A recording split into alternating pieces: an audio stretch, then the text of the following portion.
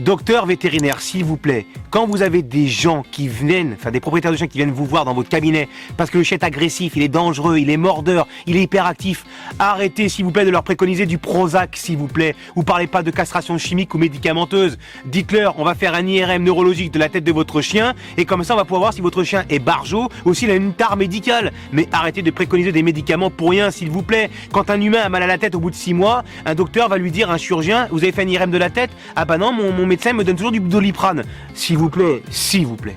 Pression. Formidable.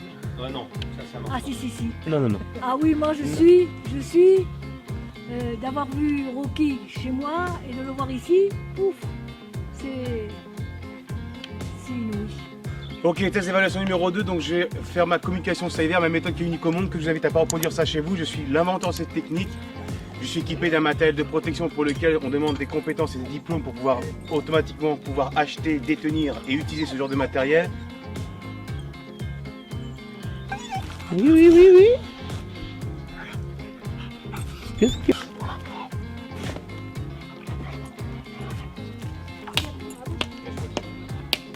Pas bouger. Méchamment si tu veux, mais Ça commence. quand tu commences, si tu veux, à le corriger, il te fait comme ça, quoi. Il te... Oui, parce qu'en fait, on part à l'envers et on lui apprend pas les bases. Donc le chiot, en fait, est en train de devenir dominant. Faut pas qu'il fasse sociopathe. Donc vous avez bien fait de venir. On va remettre tout ça à zéro en check-up. Aboyer comme ça, etc.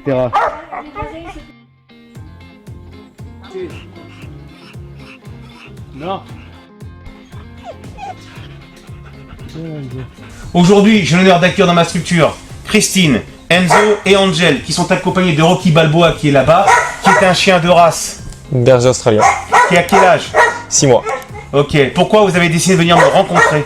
Parce que ouais, plein de problématiques à la maison, quand on le balade, il aboie, il tire, à table il essaie de chipper un peu ce qu'il a à manger, et puis voilà quoi.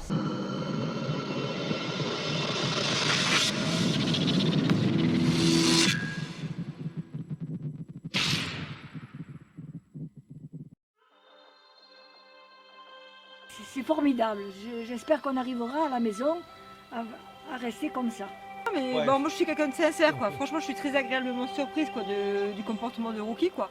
Écoute, rien que la manière de marcher à pied où il tirait beaucoup moins, je veux dire sur la laisse, il marchait vraiment à pied, je veux dire assis, pas bouger et tout, il restait là, il oubliait l'ordre. Je veux dire, le fait qu'on ait pu manger sans qu'il vienne nous demander de la nourriture, alors qu'avant, je veux dire, c'était impossible. Le fait qu'on ait pu manger tranquillement sans que le chien ait pu nous demander de la nourriture sans cesse, parce que d'habitude, on n'arrive pas à manger comme ça, parce que chaque fois, il nous vole la nourriture. Et là, on a pu manger tranquillement et tout entre nous, discuter et tout sans stress, rien du tout. Et franchement, c'est vachement agréable, quoi. C'est waouh. C'est voilà. C'est calme, C'est ça. Ouais. Oh là, stress. Puis t'as vu, je te mets pas en stress, hein. Ok Enzo, regarde-moi pas la caméra. Enzo, c'est quoi ton impression? Sincèrement, qu'il y a ce matin. un grand changement sur le comportement du chien, mais après voilà, c'est des méthodes qu'il faut savoir appliquer à la maison, et puis voilà quoi. C'est des méthodes, et maintenant il faut travailler sur ça à la maison. Et... Qu'est-ce que tu as appris en venant me voir en fait depuis ce matin? C'est quoi les changements qui pour toi sont importants? La manière de parler d'un chien. Voilà, quoi.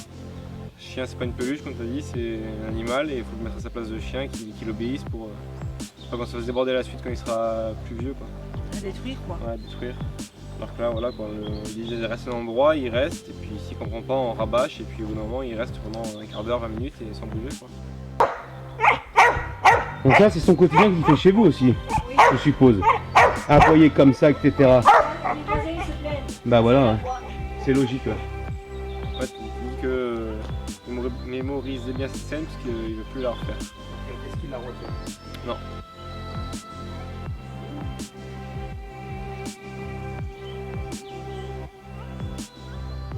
Pourquoi il l'a pas refait alors?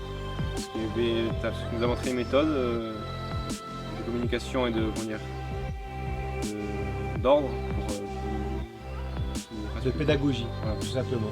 Je t'ai montré comment on doit parler à un chien, comment on doit prendre du recul, prendre de la posture en étant ferme et bienveillant, sans pour autant utiliser bien évidemment des coups électriques, maltraitants, etc., colliers étrangleurs, colliers à pointe. Mais ce sont des outils qu'il faut savoir qu'ils sont en vente libre. copains sont utilisés pour quand on nous attaquerait, pour quand on maltraite les chiens, on utilise ces colliers. Si les gens ne supportent pas que des gens utilisent ce genre de collier, ce sont des particuliers ou des professionnels, je les invite à contacter leurs députés de leur circonscription et de faire une nouvelle loi pour interdire tout simplement la vente de ces colliers.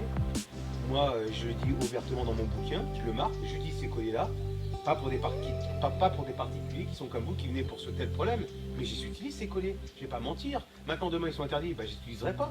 Mais moi, c'est la différence, c'est que je sais les utiliser, ces colliers. Et je n'utilise pas pour tout et n'importe quoi. Comme l'histoire de l'aboiement, la plupart des gens t'auraient dit, ou même des professionnels, on va mettre le collier électrique. Parce qu'ils sont incapables de rentrer dans cette pédagogie que je vous ai montrée, dans la pratique, dans le fait de la répétition de l'exercice, dans le commandement préparatoire, dans le commandement exécutoire, de toujours parler à un chien avec le nom du chien, et ensuite de donner le commandement pour lequel on veut que le chien exécute l'ordre donné. Si à chaque fois à la maison on pense qu'en parlant à un chien on doit lui parler comme un enfant, on se tire une balle dans le pied. Pourquoi? Si on a un chien qui n'est pas caractériel, on n'aura jamais de problème, on n'aura jamais de difficultés, on n'aura pas ce genre de soucis. Puis moi, vous ne serez pas là devant moi parce qu'il n'y aura plus de problème en fait. Et quand on a un chien qui a un caractère et que derrière on n'applique pas les consignes parce que le chien a un caractère et qu'on n'a pas su déceler le comportement du chien, et ça vous n'êtes en rien responsable tous les trois dans cette situation. La personne qui est responsable, c'est celui qui vous a prescrit de mettre du Prozac sur ce chien. Non, moi j'ai plus voulu. Hein. Non, Non, on mais t'as bien a fait. arrêté. Chez moi, j'ai dit vous ne donnez pas le Prozac. Hein. Et bah Non, t'as non. bien fait. Ah, non, non. Après, De toute façon, franchement, il avait aucun changement. Je lui ai dit à Enzo, parce que bon, Enzo, si tu veux, bon, le chien, on l'avait nous. Enfin, moi j'avais encore mais la ça, maison. Je l'avais c'est encore. honteux Enzo en fait, tu vois. Ça, tu vois, dans cette histoire-là, c'est que autant quand un chien est vraiment dangereux, et encore, tu sais que vous me connaissez maintenant pour être ici, des chiens dangereux, j'entends quotidiennement, prescrire du Prozac, c'est comme si je disais, moi, en tant qu'éducateur canin, bah ton chien a de la diarrhée, bah, mais c'est un dirofilaria, donne-lui la posologie de tel médicament à attendre par... Mais de quel droit je me suis titulé, moi, à une décision médicale? Non, de toute façon, aucun changement n'a eu lieu avec Sarah. Donc, c'est pas la peine quoi. Et puis, là, Vous étiez allé le voir, pourquoi exactement? Mais pour son trouble de comportement.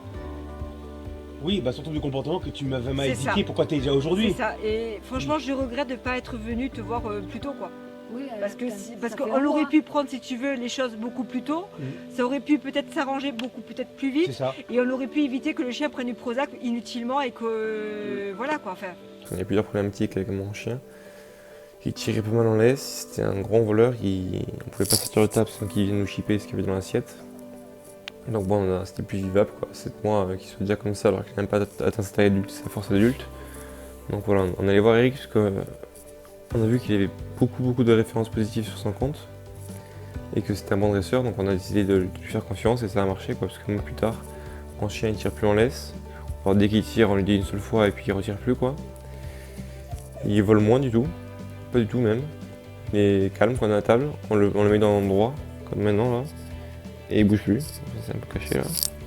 Et voilà, il est là, la nourriture elle est là, il y touche pas. Même là, s'il s'approche doucement parce qu'il y a sa gamelle là-bas qui est prête, mais il n'a pas le temps de manger. Donc voilà, c'était un mois plus tard, c'est le jour et la nuit par rapport à mon chien quoi, donc plutôt content du travail d'Eric et des méthodes qu'il nous a inculquées. Une fois que vous aurez acheté mon livre, n'oubliez pas de me faire parvenir la photo de votre chien avec le coffret collector Le chien de vous à lui, et votre photo sera partagée à travers tous mes réseaux.